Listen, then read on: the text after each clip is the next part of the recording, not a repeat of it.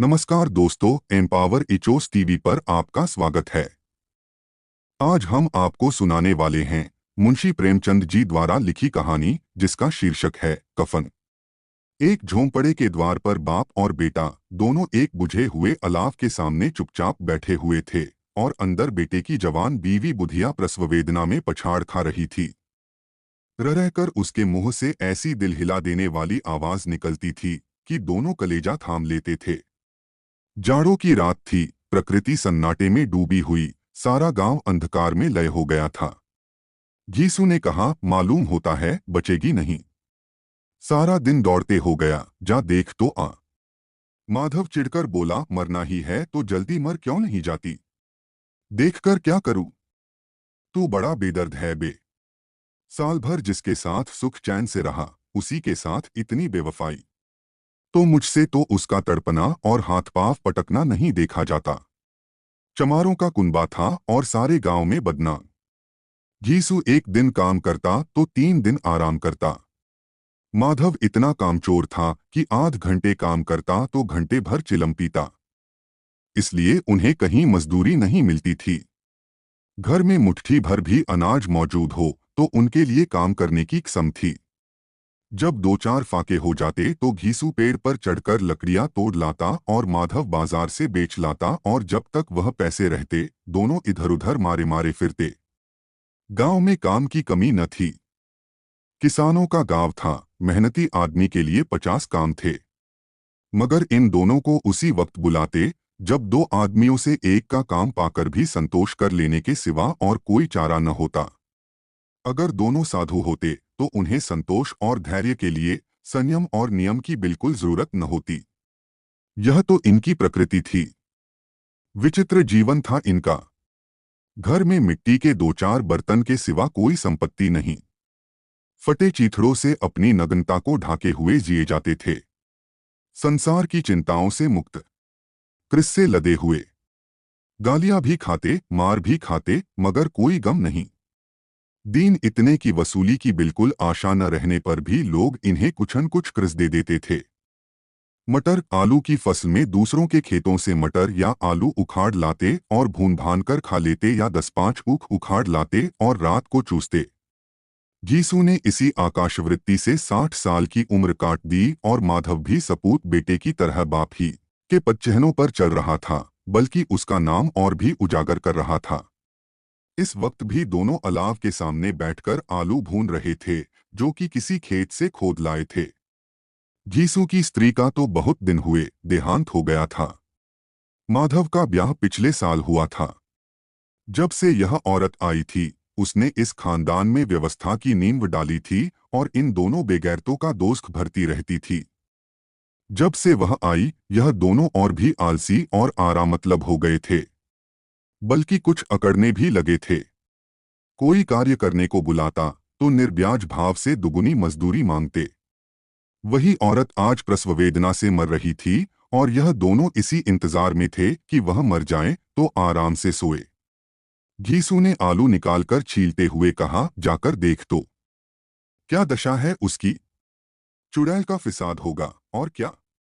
यहां तो ओझा भी 1 रुपया मांगता है। माधव को भय था कि वह कोठरी में गया तो घीसू आलूओं का बड़ा भाग साफ कर देगा। बोला, मुझे वहां जाते डर लगता है। डर किस बात का है, मैं तो यहां हूं ही। तो तुम ही जाकर देखो न। मेरी औरत जब मरी थी तो मैं 3 दिन तक उसके पास से हिला तक नहीं था। और फिर मुझसे लजाएगी कि नहीं, जिसका कभी मुंह नहीं देखा। आज उसका उघड़ा हुआ बदन देखूं, उसे तन की सुध भी तो न होगी। मुझे देख लेगी तो खुलकर हाथ पांव भी न पटक सकेगी। मैं सोचता हूं कोई बाल बच्चा हो गया तो क्या होगा। सोंठ गुड़ तेल कुछ भी तो नहीं है घर में। सब कुछ आ जाएगा, भगवान दे तो। जो लोग अभी 1 पैसा नहीं दे रहे हैं, वे ही कल बुलाकर रुपए देंगे। मेरे 9 लड़के हुए, घर में कभी कुछ न था, मगर भगवान ने किसी न किसी तरह बेड़ा पार ही लगाया। जिस समाज में रात दिन मेहनत करने वालों की हालत उनकी हालत से कुछ बहुत अच्छी न थी, और किसानों के मुकाबले में वे लोग जो किसानों की दुर्बलताओं से लाभ उठाना जानते थे, कहीं ज्यादा संपन्न थे। वहां इस तरह की मनोवृत्ति का पैदा हो जाना कोई अचरज की बात न थी। हम तो कहेंगे घीसू किसानों से कहीं ज्यादा विचारवान था और किसानों के विचार शून्य समूह में शामिल होने के बदले बैठकबाजों की कुत्सित मंडली में जा मिला था। हाँ, उसमें यह शक्ति न थी कि बैठकबाजों के नियम और नीति का पालन करता। इसलिए जहां उसकी मंडली के और लोग गांव के सरगना और मुखिया बने हुए थे, उस पर सारा गांव उंगली उठाता था। फिर भी उसे यह तस्कीन तो थी ही कि अगर वह फटेहाल है तो कम से कम उसे किसानों किसी जीतोड़ मेहनत तो नहीं करनी पड़ती, और उसकी सरलता और निरीहता से दूसरे लोग बेजा फायदा तो नहीं उठाते। दोनों आलू निकाल निकाल कर जलते जलते खाने लगे। कल से कुछ नहीं खाया था। इतना सब्र न था कि ठंडा हो जाने दें। कई बार दोनों की ज़बानें जल गईं। छिल जाने पर आलू का बाहरी हिस्सा ज़बान, हलक और तालू को जला देता था, और उस अंगारे को मुंह में रखने से ज्यादा खैरियत इसी में थी कि वह अंदर पहुंच जाए। वहां उसे ठंडा करने के लिए काफी सामान थे, इसलिए दोनों जल्द जल्द निगल जाते। हालांकि इस कोशिश में उनकी आंखों से आंसू निकल आते। घीसू को उस वक्त ठाकुर की बारात याद आई, जिसमें 20 साल पहले वह गया था। उस दावत में उसे जो तृप्ति मिली थी, वह उसके जीवन में एक याद रखने लायक बात थी, और आज भी उसकी याद ताज़ा थी। बोला, वह भोज नहीं भूलता। तब से फिर उस तरह का खाना और भरपेट नहीं मिला। लड़की वालों ने सबको भरपेट पूरियां खिलाई थीं। सबको, छोटे बड़े सबने पूरियां खाईं, और असली घी की चटनी, रायता, 3 तरह के सूखे साग, एक रसेदार तरकारी, दही, चटनी, मिठाई। अब क्या बताऊं कि उस भोज में क्या स्वाद मिला। कोई रोक टोक नहीं थी, जो चीज चाहो मांगो, जितना चाहो खाओ। लोगों ने ऐसा खाया कि किसी से पानी न पिया गया। मगर परोसने वाले हैं कि पत्तल में गर्म गर्म गोल गोल सुवासित कचौरियां डाल देते हैं। मना करते हैं कि नहीं चाहिए, पत्तल पर हाथ रोके हुए हैं, मगर वह हैं कि दिए जाते हैं। और जब सबने मुंह धो लिया तो पान इलायची भी मिली, मगर मुझे पान लेने की कहाँ सुध थी। खड़ा हुआ न जाता था। चटपट जाकर अपने कंबल पर लेट गया। ऐसा दिलदरियाव था वह ठाकुर। माधव ने इन पदार्थों का मन ही मन मजा लेते हुए कहा, अब हमें कोई ऐसा भोज नहीं खिलाता। अब कोई क्या खिलाएगा। वह जमाना दूसरा था। अब तो सबको किफायत सूझती है। शादी ब्याह में मत खर्च करो, क्रियाकर्म में मत खर्च करो। पूछो गरीबों का माल बटोर बटोर कर कहाँ रखोगे। बटोरने में तो कमी नहीं है। हाँ, खर्च में किफायत सूझती है। तुमने एक 20 पूरियां खाई होंगी। 20 से ज्यादा खाई थीं। मैं 50 खा जाता। 50 से कम मैंने न खाई होंगी। अच्छा पका था। तू तो मेरा आधा भी नहीं है। आलू खाकर दोनों ने पानी पिया, और वहीं अलाव के सामने अपनी धोतियां ओढ़कर पाव पेट में डाले सो रहे, जैसे दो बड़े बड़े अजगर गेंडुलियां मारे पड़े हों। और बुधिया अभी तक कराह रही थी। दो सवेरे माधव ने कोठरी में जाकर देखा तो उसकी स्त्री ठंडी हो गई थी। उसके मुंह पर मक्खियां भिनक रही थीं। पथराई हुई आंखें ऊपर टंगी हुई थीं। सारी देह धूल से लथपथ हो रही थी। उसके पेट में बच्चा मर गया था। माधव भागा हुआ घीसू के पास आया। फिर दोनों जोर जोर से हाय हाय करने और छाती पीटने लगे। पड़ोस वालों ने यह रोना धोना सुना तो दौड़े हुए आए और पुरानी मर्यादा के अनुसार इन अभागों को समझाने लगे। मगर ज्यादा रोने पीटने का अवसर न था। कफन की और लकड़ी की फिक्र करनी थी। घर में तो पैसा इस तरह गायब था जैसे चील के घोंसले में मांस। बाप बेटे रोते हुए गांव के जमींदार के पास गए। वह इन दोनों की सूरत से नफरत करते थे। कई बार इन्हें अपने हाथों से पीट चुके थे। चोरी करने के लिए, वादे पर काम पर न आने के लिए। पूछा, क्या है बे घिसुआ, रोता क्यों है। अब तो तू कहीं दिखलाई भी नहीं देता। मालूम होता है इस गांव में रहना नहीं चाहता। घीसू ने जमीन पर सिर रखकर आंखों में आंसू भरे हुए कहा, सरकार, बड़ी विपत्ति में हूं। माधव की घरवाली रात को गुजर गई। रात भर तड़पती रही सरकार। हम दोनों उसके सिरहाने बैठे रहे। दवादारू जो कुछ हो सका सब कुछ किया, मुदा वह हमें दगा दे गई। अब कोई एक रोटी देने वाला भी न रहा मालिक। तबाह हो गए, घर उजड़ गया। आपका गुलाम हूं, अब आपके सिवा कौन उसकी मिट्टी पार लगाएगा। हमारे हाथ में तो जो कुछ था वह सब तो दवादारू में उठ गया। सरकार ही की दया होगी तो उसकी मिट्टी उठेगी। आपके सिवा किसके द्वार पर जाऊं। जमींदार साहब दयालु थे, मगर घीसू पर दया करना काले कंबल पर रंग चढ़ाना था। जी में तो आया, कह दें चल दूर हो यहां से, यूं तो बुलाने से भी नहीं आता, आज जब गर्ज पड़ी तो आकर खुशामद कर रहा है। हरामखोर कहीं का बदमाश। लेकिन यह क्रोध या दंड देने का अवसर न था। जी में कुड़ते हुए 2 रुपए निकालकर फेंक दिए, मगर सांत्वना का एक शब्द भी मुंह से न निकला। उसकी तरफ ताका तक नहीं, जैसे सिर का बोझ उतारा हो। जब जमींदार साहब ने 2 रुपए दिए तो गांव के बनिए महाजनों को इनकार का साहस कैसे होता। घीसू जमींदार के नाम का ढिंढोरा भी पीटना खूब जानता था। किसी ने 2 आने दिए, किसी ने 4 आने। 1 घंटे में घीसू के पास 5 रुपए की अच्छी रकम जमा हो गई। कहीं से अनाज मिल गया, कहीं से लकड़ी, और दोपहर को घीसू और माधव बाजार से कफन लाने चले। इधर लोग बांस वांस काटने लगे। गांव की नर्म दिल स्त्रियां आकर लाश देखती थीं और उसकी बेक्सी पर 2 बूंद आंसू गिराकर चली जाती थीं। बाजार में पहुंचकर घीसू बोला, लकड़ी तो उसे जलाने भर को मिल गई है, क्यों माधव। माधव बोला, हाँ लकड़ी तो बहुत है, अब कफन चाहिए। तो चलो कोई हल्का सा कफन ले लें। हाँ और क्या, लाश उठते उठते रात हो जाएगी।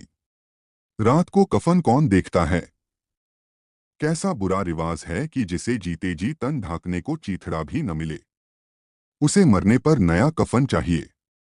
कफन लाश के साथ जल ही तो जाता है, और क्या रखा रहता है। यही 5 रुपए पहले मिलते तो कुछ दवादारू कर लेते। दोनों एक दूसरे के मन की बात ताड़ रहे थे। बाजार में इधर उधर घूमते रहे। कभी इस बाजार की दुकान पर गए, कभी उसकी दुकान पर। तरह तरह के कपड़े, रेशमी और सूती देखे, मगर कुछ जंचा नहीं। यहां तक कि शाम हो गई। तब दोनों न जाने किस दैवी प्रेरणा से एक मधुशाला के सामने जा पहुंचे और जैसे किसी पूर्व निश्चित व्यवस्था से अंदर चले गए। वहां जरा देर तक दोनों असमंजस में खड़े रहे। फिर घीसू ने गद्दी के सामने जाकर कहा, साहू जी, एक बोतल हमें भी देना। इसके बाद कुछ चिखौना आया।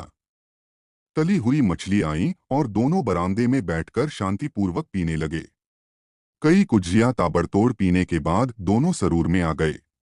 घीसू बोला, कफन लगाने से क्या मिलता, आखिर जल ही तो जाता, कुछ बहू के साथ तो न जाता। माधव आसमान की तरफ देखकर बोला, मानो देवताओं को अपनी निष्पापता का साक्षी बना रहा हो, दुनिया का दस्तूर है। नहीं लोग बामनों को हजारों रुपए क्यों दे देते हैं। कौन देखता है परलोक में मिलता है या नहीं। बड़े आदमियों के पास धन है, फूके। हमारे पास फूकने को क्या है। लेकिन लोगों को जवाब क्या दोगे। लोग पूछेंगे नहीं, कफन कहाँ है। घीसू हंसा, अबे कह देंगे कि रुपए कमर से खिसक गए, बहुत ढूंढा, मिले नहीं। लोगों को विश्वास न आएगा, लेकिन फिर वही रुपए देंगे। माधव भी हंसा, इस अनपेक्षित सौभाग्य पर बोला, बड़ी अच्छी थी बेचारी, मरी तो खूब खिला पिलाकर। आधी बोतल से ज्यादा उड़ गई। घीसू ने 2 सेर पूरियां मंगाई, चटनी, अचार, कलेजिया। शराब खाने के सामने ही दुकान थी। माधव लपककर 2 पत्तलों में सारे सामान ले आया। पूरा 1.5 रुपया खर्च हो गया। सिर्फ थोड़े से पैसे बच रहे। दोनों इस वक्त इस शान में बैठे पूरियां खा रहे थे जैसे जंगल में कोई शेर अपना शिकार उड़ा रहा हो। न जवाबदेही का खौफ था, न बदनामी की फिक्र। इन भावनाओं को उन्होंने बहुत पहले ही जीत लिया था। घीसू दार्शनिक भाव से बोला, हमारी आत्मा प्रसन्न हो रही है तो क्या उसे पुण्य न होगा। माधव ने श्रद्धा से सिर झुकाकर तस्दीक की, जरूर से जरूर होगा। भगवान तुम अंतर्यामी हो, उसे बैकुंठ ले जाना। हम दोनों हृदय से आशीर्वाद दे रहे हैं। आज जो भोजन मिला वह कभी उम्र भर न मिला था। एक क्षण के बाद माधव के मन में एक शंका जागी। बोला, क्यों दादा, हम लोग भी एक न एक दिन वहां जाएंगे ही? घीसू ने इस भोले भाले सवाल का कुछ उत्तर न दिया। वह परलोक की बातें सोचकर इस आनंद में बाधा न डालना चाहता था। जो वह हम लोगों से पूछे कि तुमने हमें कफन क्यों नहीं दिया तो क्या कहोगे? कहेंगे तुम्हारा सिर। पूछेगी तो जरूर। तू कैसे जानता है कि उसे कफन न मिलेगा? तू मुझे ऐसा गधा समझता है? 60 साल क्या दुनिया में घास खोदता रहा हूं? उसको कफन मिलेगा और बहुत अच्छा मिलेगा। माधव को विश्वास न आया। बोला, कौन देगा? रुपए तो तुमने चट कर दिए। वह तो मुझसे पूछेगी। उसकी मांग में तो सिंदूर मैंने डाला था। कौन देगा बताते क्यों नहीं? वही लोग देंगे जिन्होंने अब की दिया। हाँ, अब की रुपए हमारे हाथ न आएंगे। ज्यों-ज्यों अंधेरा बढ़ता था और सितारों की चमक तेज होती थी, मधुशाला की रौनक भी बढ़ती जाती थी। कोई गाता था, कोई डींग मारता था, कोई अपने संगी के गले लिपटा जाता था, कोई अपने दोस्त के मुंह में कुल्हड़ लगाए देता था। वहां के वातावरण में सुरूर था, हवा में नशा। कितने तो यहां आकर एक चुल्लू में मस्त हो जाते थे। शराब से ज्यादा यहां की हवा उन पर नशा करती थी। जीवन की बाधाएं यहां खींच लाती थीं और कुछ देर के लिए यह भूल जाते थे कि वे जीते हैं या मरते हैं, या न जीते हैं न मरते हैं। और यह दोनों बाप बेटे अब भी मजे ले लेकर चुस्कियां ले रहे थे। सबकी निगाहें इनकी ओर जमी हुई थीं। दोनों कितने भाग्य के बली हैं। पूरी बोतल बीच में है।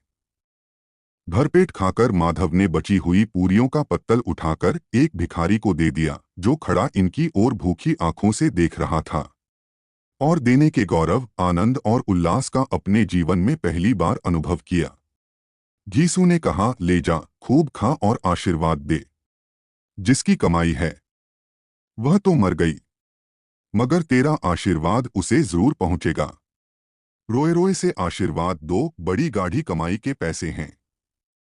माधव ने फिर आसमान की तरफ देखकर कहा, वह बैकुंठ में जाएगी दादा, बैकुंठ की रानी बनेगी।